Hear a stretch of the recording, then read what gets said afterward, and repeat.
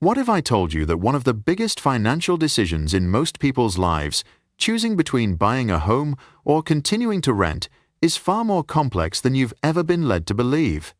That the rent versus mortgage comparison almost everyone relies on almost always leads to the wrong conclusion?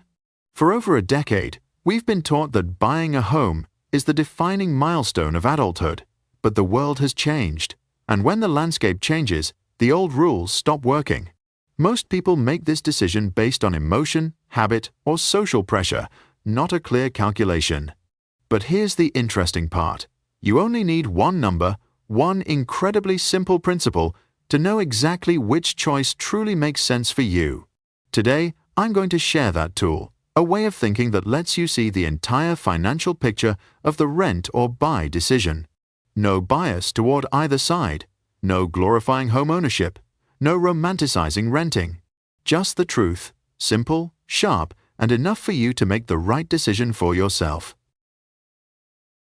The 8.71% rule explained. So what exactly is that 8.71%? And why does this number have the power to shape one of the biggest financial decisions of your life? Think of it this way.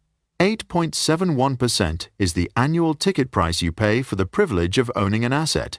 It is not equity you are building. It is not money you will get back. It is the amount you burn, gone forever, just to keep that home under your name. It rolls all the hidden costs into a single rate, so you can compare ownership and renting on equal footing. The formula is simple. Your annual cost of ownership equals the home price multiplied by 8.71%. So, why the number 8.71%? This number is not random. It is the sum of three unavoidable expenses every homeowner must pay, three financial black holes that drain your pocket year after year. Property tax, 1.11%. Call it what it really is. This is the annual land rent you owe whether your mortgage is paid off or not. The US average is 1.11%, higher in heavy tax states and lower in a few others. No matter where you live, it is a fixed cost you will never recover. Maintenance, 1%.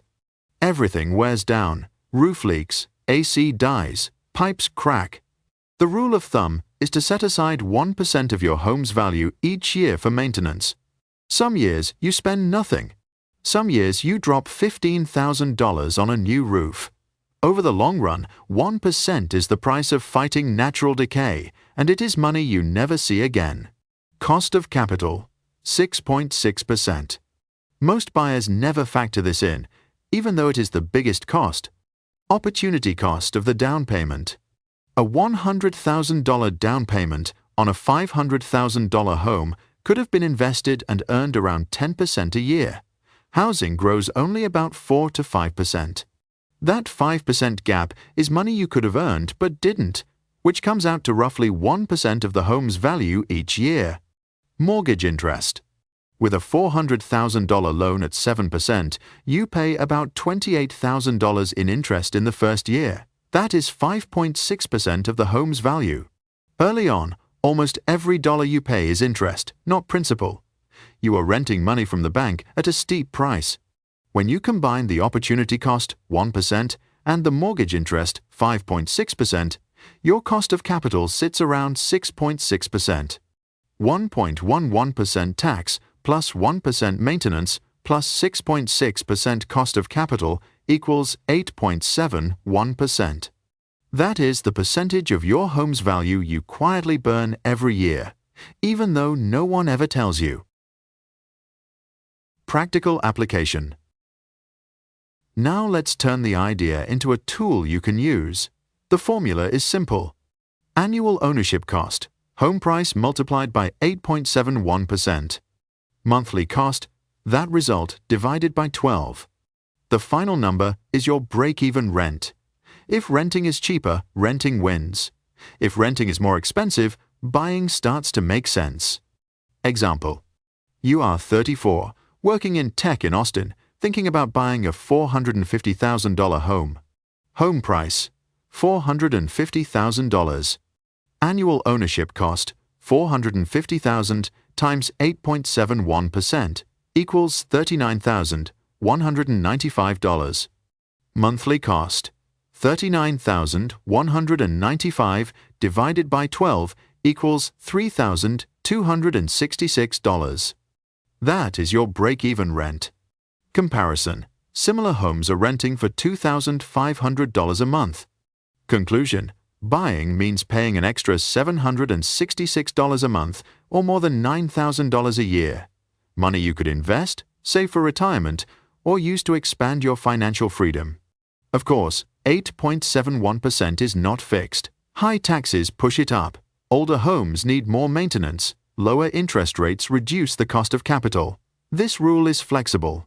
It is a tool to give you control instead of guesswork. Rent versus buy, limits, and other benefits. You might think, what about equity? What about appreciation? What about stability? And you are right, the 8.71% rule has limits. First, the rule only works if you actually use the money you save wisely. Renting for $766 less each month means nothing if you spend it all on shopping. But if you invest that difference consistently, compound growth can build real wealth over time. Second, a mortgage does help you build equity, but that equity is not free money. You are still paying a high price, about 8.71% a year, for this forced savings plan. And equity is not liquid. You cannot access it unless you sell the home or take on more debt. Third, mortgage interest drops over time. The 8.71% rule reflects the early years when the burden is heaviest. Long-term, the cost goes down, but you have to make it through the tough beginning. Finally, the rule cannot measure emotional factors such as owning a home gives you stability and control over your space. Renting gives you mobility and freedom from major repair risks. So what is the takeaway? The 8.71% rule is not financial advice. It is a tool that helps you see the truth. It is a filter that cuts through social pressure and fairy tales about home ownership. Just by understanding this rule, you are already ahead of 90% of people who argue about renting versus buying based on feelings. The real question is not rent or buy. The real question is, do you know exactly how much of your money you burn every month, or are you relying on hope and guesses? If this video makes you pause and look at one of the biggest decisions of your life through cold numbers, then you have taken a real step toward owning your financial future. So, leave a like and subscribe to our channel to make sure you won't miss the insights and financial tools that can help you make choices that truly support your future.